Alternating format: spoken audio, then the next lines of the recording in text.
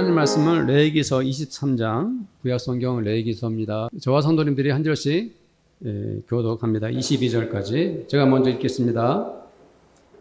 안식일 이튿날 곧 너희가 요제로 곡식단을 가져오는 날부터 세워서 7 안식일에 수요를 채우고 7 안식일을 이튿날까지 합하여 50일에 있어서 새 소재를 여호와께 드리되 너희 초소에서 10분의 2 에바로 만든 떡 2개를 가져다가 흔들지니 이는 고운 가루에 누룩을 넣어 구운 것이요 이는 첫 요제로 여호와께 드리는 것이며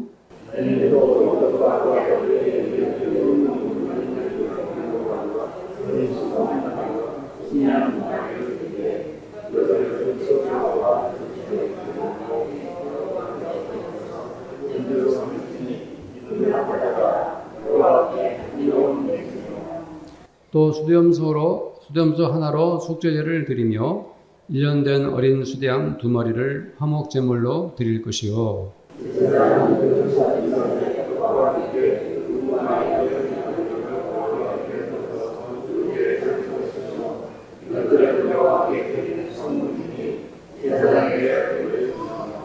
이 날에 너희는 너희 중에 성회를 공포하고 어떤 노동도 하지 말지니 이는 너희가 그 거주하는 각지에서 되도록 지킬 영원한 규례니라.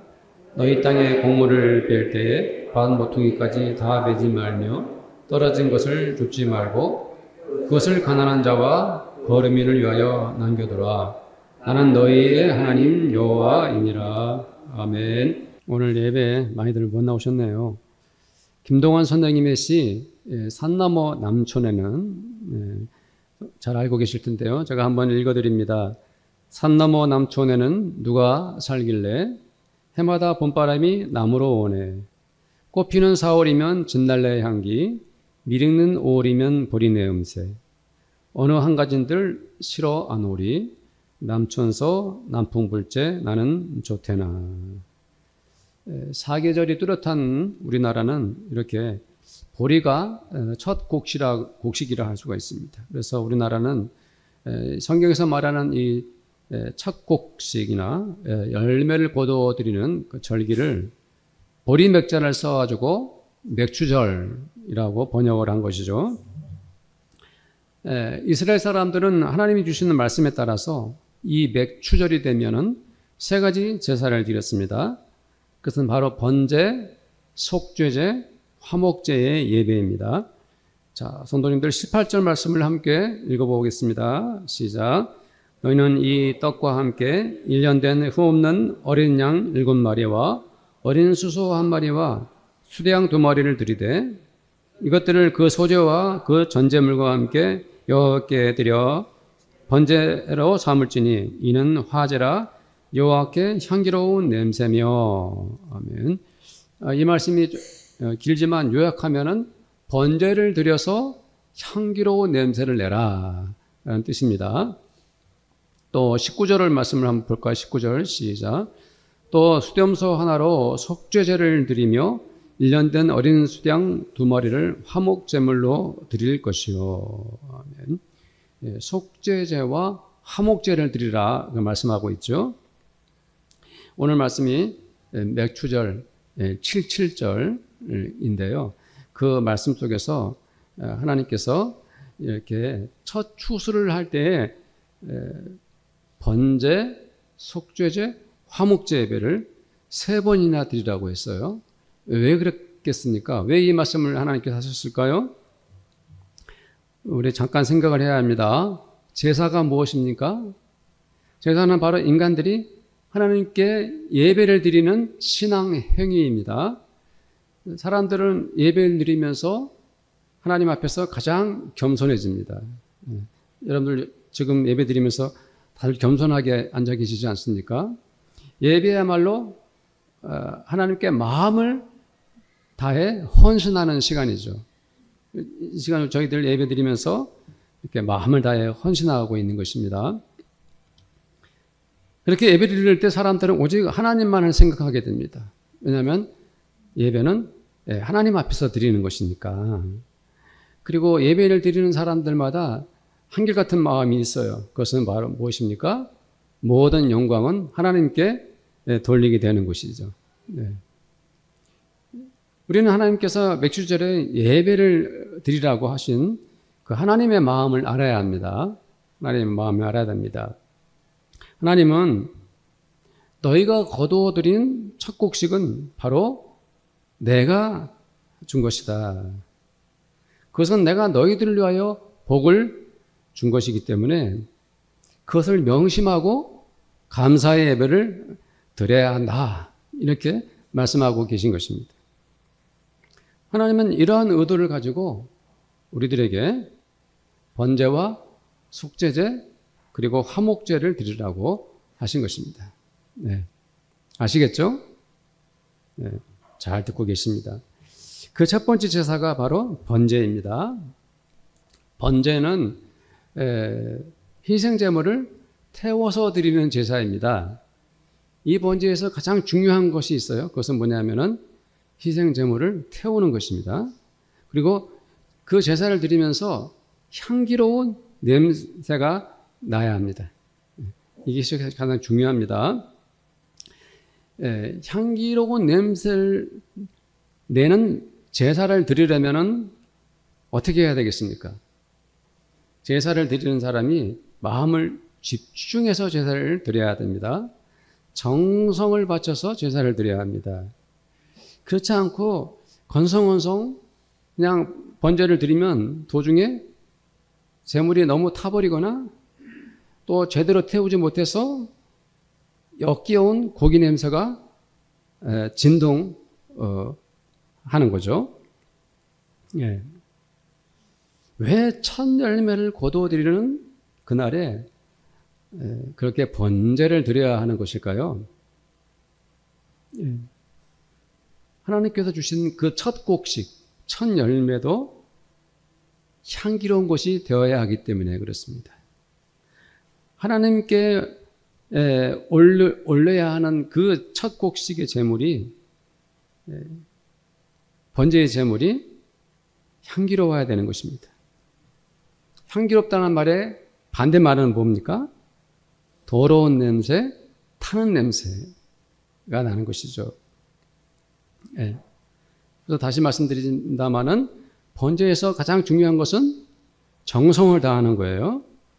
마음을 집중해서 번제물을 태워야 하는 것입니다. 그렇지 않으면 너무 타거나 잘못 태워서 쓴 냄새나 메스꺼운 냄새가 날 수 있습니다. 그러므로 번제에서 가장 중요한 신앙적 의미는 바로 정성과 향기입니다. 이스라엘 사람들은 이 맥주절 번제를 드리면서 지난 6개월 동안 농사를 짓느라고 수고하고 고생했던 기억들이 기억날 것입니다. 밭을 일구고 물을 주고 농산물이 잘 자라도록 정성을 다 쏟았던 것이죠. 그 수고의 결과로 하나님께서 맥주절에 벌이나 밀을 곡식으로 주신 것입니다. 그래서 이 번제는 더욱 정성과 수고가 뒤따르고 감사하는 마음과 하나님 앞에서 지극히 겸손히 제사를 드리게 되는 것이죠. 성도들은 어떤가요? 우리는 농사꾼이 아니죠. 지금은 직장을 다니거나 사업을 하거나 그 밖의 방법으로 돈을 법니다. 성도들도 지난 6개월 동안 얼마나 고생하고 또 수고가 많으셨습니까? 예. 성도들이 그렇게 최선을 다해 살았기 때문에 이렇게 우리들이 물질의 복을 받고 있는 것 아닙니까? 그렇습니다. 맥주절에 이 번제를 하나님께 드리는 것은 내가 가진 물질의 복을 하나님의 은혜라 믿고 하나님께 영광 돌리는데 그 참뜻이 있습니다. 예. 비록 내가 몸을 바쳐서 일을 했고 내가 삶의 현장에서 땀 흘려서 물질을 내 것으로 만들었지만 우리는 그 모든 복을 받게 하시는 분이 하나님이시라는 것을 확신하면서 이렇게 맥주절 예배를 드리는 것입니다. 그러나 이런 상상을 해봅시다. 농사꾼이 일을 하면서 너무 힘이 듭니다. 고통스러워요. 그래서 늘 원망하고 불평을 했다고 칩시다. 농사일을 할 때마다 너무 고되어서 씩씩거리고 입에다 욕을 달고 살았다고 생각해 봅시다. 이 사람은 농사를 다 지은 후에 이스라엘 사람이기 때문에 맥주절이 되면 이 사람도 번제를 드려야 합니다. 과연 이 사람이 겸손한 마음과 지질한 신앙으로 번제를 드릴 수 있었을까요? 이 사람이 번제를 드리면서 정성이나 헌신이 뒤따라 왔을까요? 이 사람에게는 번제 자체가 아니라 사실은 지난 6개월의 삶이 더욱 중요했던 것입니다. 그렇죠? 힘들고 어렵게 땀 흘리면서 농사일을 했지만 하루하루 보내면서 감사하고 또 즐거운 마음으로 일했다면 그 사람은 맥주절에 드리는 그 번제도 감사와 기쁨이 충만했을 것입니다. 그렇습니다.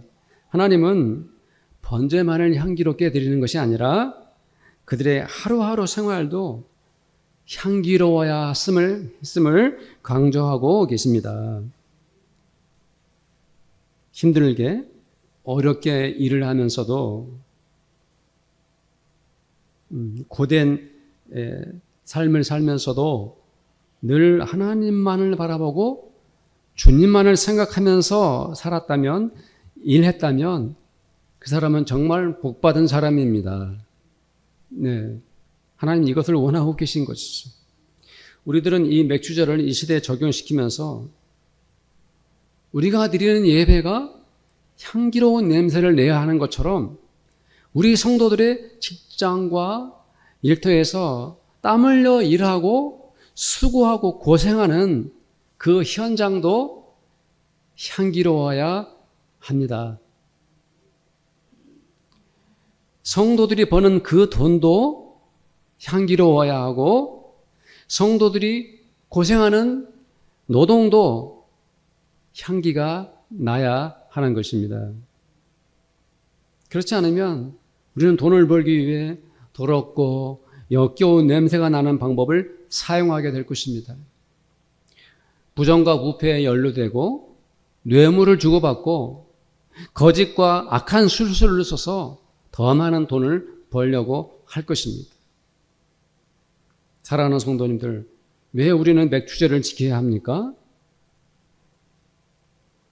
오늘의 예배가 향기로워야 하고 지난 6개월의 삶이 앞으로 살아야 할 6개월의 또 삶이 향기가 나는 번제가 되어야 하기 때문입니다. 이 은혜가 우리 성도님들에게 있기를 축복합니다. 두 번째로 맥주절에 그들은 속죄제를 드렸습니다. 속죄제는 나의 죄를 용서받기 위한 제사입니다. 이스라엘 사람들은 자기들이 죄를 지으면 희생 제물을 바쳐서 죽게 한 다음에 그 죽은 제물의 짐승의 머리에 직접 안수하면 자기의 죄가 그 짐승에게 전가가 됩니다. 넘어갑니다. 이런 과정을 거치는 것이 속죄 제사입니다. 그렇다면 왜 하나님께서는 첫 곡식을 거두는 그 기쁜 맥주절에 속죄제를 드리라고 말씀하셨을까요? 이유가 있겠죠? 하나님은 이스라엘 사람들이 개인적으로 죄를 지으면 개인적으로 속죄 제사를 드리라고 그러셨어요. 지도자들이 죄를 범해도 왕도 제사장도 죄를 범하면 속죄 제사를 드려야 했습니다. 이스라엘 사람들 전체가 공동체가 죄를 저질러도 온 회중이 속죄 제사를 드려야 한다고 명령하셨습니다. 죄를 범한 자가 자기의 죄를 인정하고 하나님께 용서를 구하는 제사를 드려서 진심으로 회개한 자는 이제 그때부터 거룩한 사람으로 다시 살게 되는 것입니다. 그렇다면 맥추절에 드리는 이 속죄 제사는 결국 자기의 죄를 용서받고 본인이 거룩해질 뿐 아니라 우리가 바치는 예물까지도 거룩해지는 것을 경험하는 것입니다. 성도님들, 저와 성도님들도 오늘 맥주감사 예배를 드리면서 우리의 몸과 마음, 우리의 몸, 마음, 그리고 물질까지도 거룩해질 수 있겠습니까? 속죄의 제사는 예수 그리스도의 십자가의 보혈로 완성되었습니다. 예수께서 우리 죄를 사하시기 위해서 십자가에서 거룩한 피를 흘려 주셨기 때문에 우리의 모든 죄는 오직 예수님을 통해서만 정결해집니다. 그렇죠? 딴 생각하지 마시고 말씀에 집중해 주세요. 안 졸고 있어도 딴 생각하는 분이 계셔요. 아이 컨택을 하고 있습니다. 사랑하는 성도님들, 우리는 하나님의 사람들이기 때문에 예수 십자가 은혜 속에서 살아가야 합니다. 우리가 돈을 벌고 열심히 일하는 것도 예수 십자가의 보혈의 사랑 속에서 땀 흘려야 하는 것입니다. 하나님께서 맥주절에 속죄의 제사를 드리라고 하신 것처럼 우리들은 하나님이 주시는 물질을 거룩한 십자가 피로 정결케 하여 하나님께 올려드려야 하는 것입니다. 내가 일할 때 비록 나의 땀과 손때가 묻은 돈이지만 우리는 그것을 하나님께 감사하여 바칠 때마다 예수 그리스도의 거룩한 피로 성결한 예물로 드려야 하는 것입니다. 그래서 하나님은 맥주절에 속죄 제사를 드리라고 말씀하고 계신 거예요. 사랑하는 성도님들, 속죄제에 대해서 한 가지만 더 말씀드리겠습니다. 번제는 번제로서의 특징이 있죠. 정성과 향기라고 말씀드렸죠. 속죄제는 속죄제로서의 특별한 점이 있습니다. 그것은 속죄제는 드리는 사람에 따라 차등을 둔 것입니다. 하나님은 속죄제를 드리는 사람의 경제적 조건이나 신분에 따라서 제사장은 수송아지를, 족장은 수염소를, 평민은 암양을 드리게 했어요. 그런데 가난해서 가축을 드리지 못하는 사람이 있으면 산비둘기나 집비둘기로 하나님께 드릴 수 있었습니다. 그거마저도 드리기 힘든 아주 너무 가난한 사람이 있으면 그 사람은 곡식의 가루를 정성껏 빻아서 소제로 드릴 수 있었습니다. 하나님은 맥주절을 맞이해서 모두가 추수했다는 기쁨으로 이렇게 들떠 있을 때 하나님께 올리는 그 속죄 제물을 제대로 드리지 못해가지고 마음 아픈 사람이 없게 하셨습니다. 아무리 가난해도 곡식을 정성껏 빻아서 그것을 하나님께 드리면 수송아지를 드린 것과 암양을 드린 것과 차이가 없이 하나님은 기꺼운 마음으로 받으셨습니다. 사랑하는 성도님들, 우리들도 마찬가지입니다.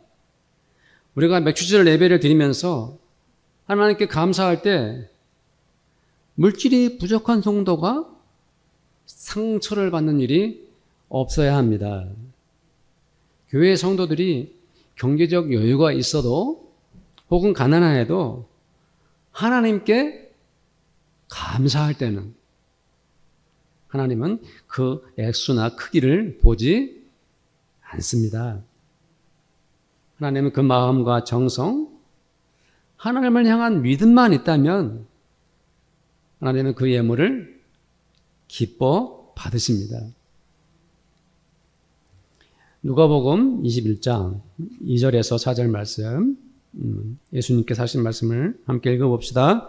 또 어떤 가난한 과부가 2렙돈 얻는 것을 보시고 이르시되 내가 참으로 너희에게 말하노니 이 가난한 과부가 다른 모든 사람보다 많이 넣었도다.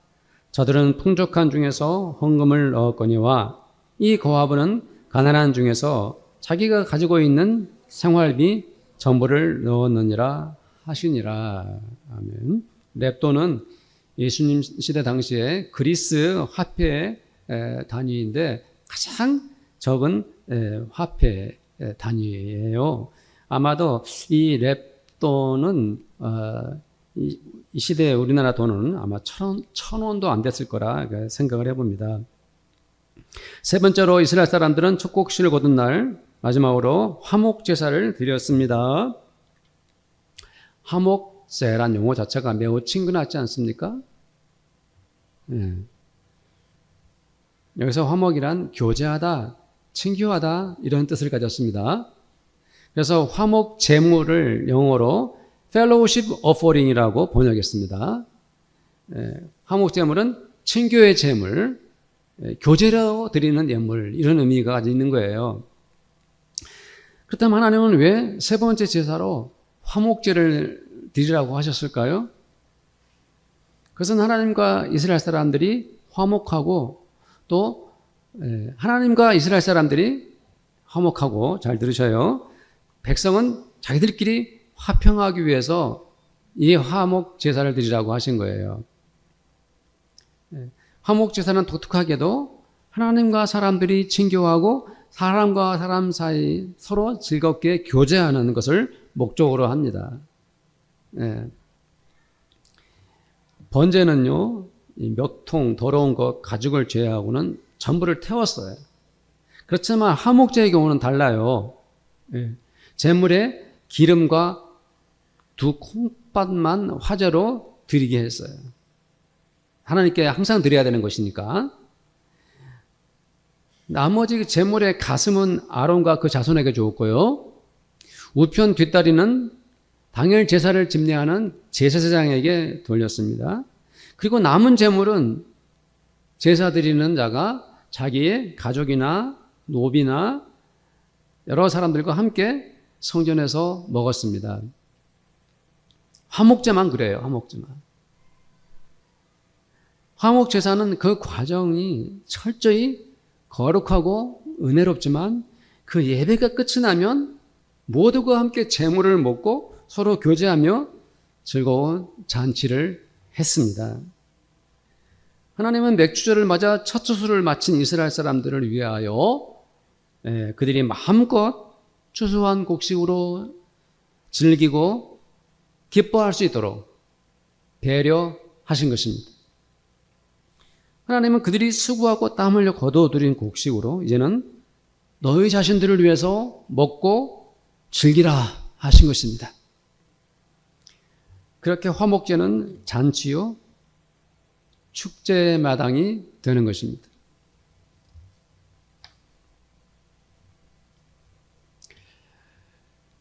열심히 일해서 거둔 곡식을 자기와 가족을 위해서 조금 더 쓸 수 없다면 누가 그 수고의 대가를 치르겠습니까? 그렇죠? 네. 하나님은 향기로운 제사, 번제를 드리고 정결하고 거룩한 제사, 속죄제를 드리게 하신 후에 마침내 화목제를 드리게 해서 하나님의 백성들로 하여금 하나님께 감사하고 또 자기들을 위해 기뻐하고 그렇게 살아갈 수 있도록 복을 내리신 것입니다. 우리 성도들도 마찬가지입니다. 오늘 우리가 드리는 맥주 감사 예배는 성도님들과 하나님과 화목해하는 예배예요.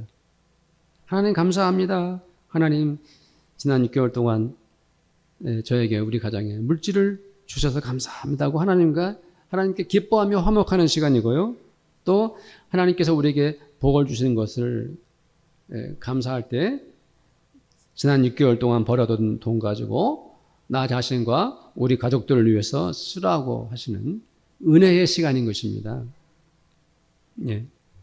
모든 물질이 하나님께서 주신 것이고 하나님의 은혜로 내리신 것이지만 그것은 또한 성도들의 손에 성도님들의 가정에 선물로 주신 것입니다. 그렇기 때문에 그 물질은 하나님의 것이면서도 여러분들의 것이기도 한 것입니다. 사랑하는 성도님들, 하나님께 주신 물질을 나와 가족을 위해서 잘 사용하시어 하나님께 감사하는 맥주절이 되기를 바랍니다. 22절 말씀을 함께 읽겠습니다. 22절 시작. 너희 땅에 곡물을 빌 때에 반 모퉁이까지 다 베지 말며 떨어진 것을 줍지 말고 그것을 가난한 자와 거류민을 위하여 남겨두라. 나는 너희 하나님 여호와이니라. 맥주절의 마지막 말씀은 바로 22절입니다. 하나님은 이스라엘 사람들이 첫 추수를 마친 후에 하나님께 영광을 돌리고 이스라엘 공동체와 가족들을 위해 기뻐하지만 가난한 사람들과 나그네를 잊지 말라고 말씀하고 계십니다. 사랑하는 성도님들, 우리들이 가진 물질로 가난한 이들을 섬기는 것이 하나님의 뜻입니다. 우리들은 하나님 주시는 물질로 가난한 사람들과 나누어야 합니다. 하나님의 법은 이미 확실하고 분명하게 정해 놓으셨습니다. 우리가 가진 것으로 어려운 이들과 나누는 것은 선택의 문제가 아닙니다. 기독교인들은 그것을 선택하는 것이 아니에요. 그것은 안 할 수도 없고요. 하지 않아도 되는 것이 아닙니다. 반드시 우리는 물질을 가난한 사람들과 나누어야 합니다. 그 액수가 내가 가진 경제적 여건에 몇 퍼센트를 나눠야 될지, 얼마나 나눠야 될지, 그것은 성도님들 자신이나 가족들과 의논해서 하나님께 기도해서 결정하면 되는 것입니다. 하나님은 11조 율법에도 반드시 가난한 사람들을 구제하라고 명시해 놓으셨습니다. 신명기 26장 12절 말씀을 한번 볼까요? 함께 읽겠습니다. 시작.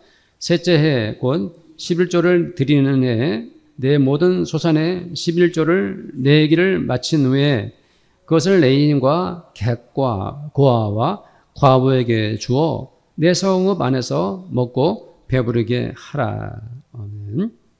하나님께 드리는 11조는 가난한 사람들과 나누라라고 하나님께서 법으로 정해 놓으셨습니다. 그렇기 때문에 우리 교회는 하나님의 뜻에 따라서 선교헌금과 구제헌금을 의무적으로 하고 있습니다.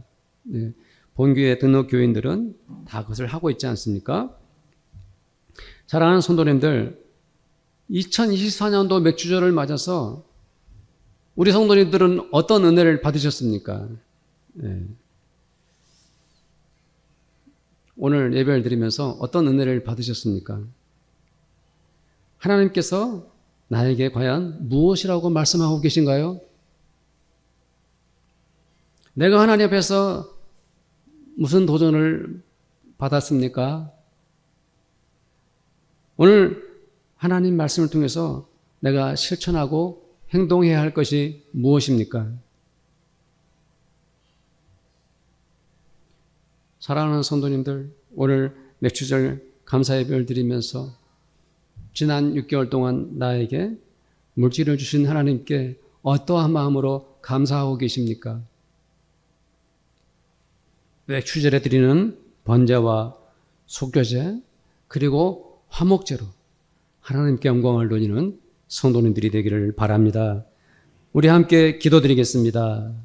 하나님 앞에 각자가 성도님들이 오늘 맥주 감사절 예배를 드리면서 하나님께 어떻게 감사해야 할지 우리 각자 기도하겠습니다. 하나님 아버지 감사합니다. 하나님께서 맥주절을 맞아 번제와 속죄제, 화목제를 드리라고 말씀하셨습니다. 우리가 하나님께 드리는 그 번제는 정성과 향기입니다. 우리의 삶의 현장에서도 일터에서도 정성과 향기가 나는 우리의 물질이 되고 하나님께 드려지는 예물도 아버지 하나님 향기가 나고 하나님께 정성을 다해 드리는 것 되기를 원합니다. 예수 그리스도의 십자가 보혈로 거룩한 피로 우리를 정결케 하신 주님이 우리의 신앙과 몸과 마음과 물질도 그 십자가 피로 정결케 하여 주시옵소서. 세속 가운데서 우리가 땀 흘려 열심히 일했지만 그것이 거룩한 아버지 물질이 되도록 날마다 예수 보혈로 우리를 정결케 하여 주시옵소서. 하나님은 우리들에게 화목제를 드리라고 말씀해 주셨습니다. 함께 하나님과 교제하고 성도들과 성도 사이 또 사랑하는 가족들 사이에서 우리가 기뻐하고 즐거워하며 하나님께 영광과 찬송을 돌릴 뿐 아니라 우리에게 주신 물질을 기뻐 사용할 수 있도록 하나님께서 축복하여 주셨습니다. 이 맥주절이 하나님께 거룩한 영광을 돌려드리는 은혜로운 예배가 되게 하여 주시옵소서. 감사하며 예수님의 이름으로 기도드립니다. 아멘. 지금은 우리를 이토록 사랑하시는 우리 주님 예수 그리스도의 은혜와 한 분밖에 안 계신 외아들을 이 땅에 보내어주신 하나님 아버지의 그 사랑하심과 우리가 하나님 앞에 이 맥주 감사 예배를 드리면서 하나님께 마음 다해 정성 다해 감사할 수 있는 믿음을 주시는 성령님의 교제하심이 오늘 함께 예배드리는 모든 성도들과 우리 성도들의 가정마다 그들이 믿음으로 땀 흘려 열심히 일하는 일터와 그리고 우리 교회 위에 지금부터 영원토록 함께 있을지어다. 아멘.